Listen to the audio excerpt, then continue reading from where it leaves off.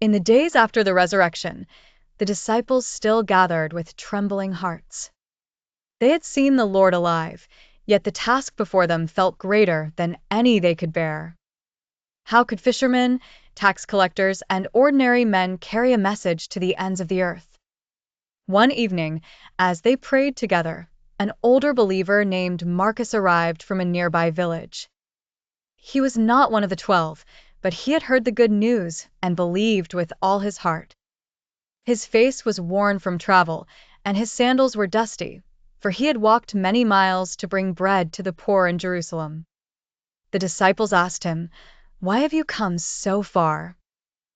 Marcus smiled, "Because when I heard that Jesus died for sinners and rose again, I could not keep silent." My neighbors had never heard his name with understanding. Some mocked me, some listened, and one widow began to pray. I am only one man, but the gospel is not small.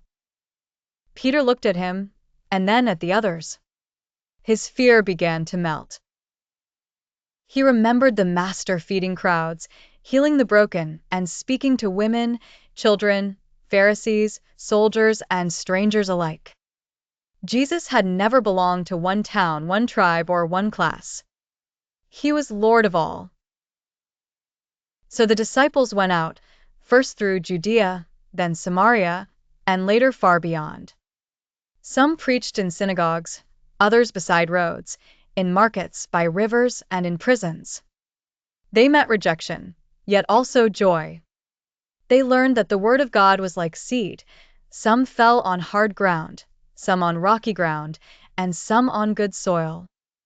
But wherever hearts were prepared, the seed grew. Years later, a young believer asked an aging missionary, "Were you not afraid to go so far from home?"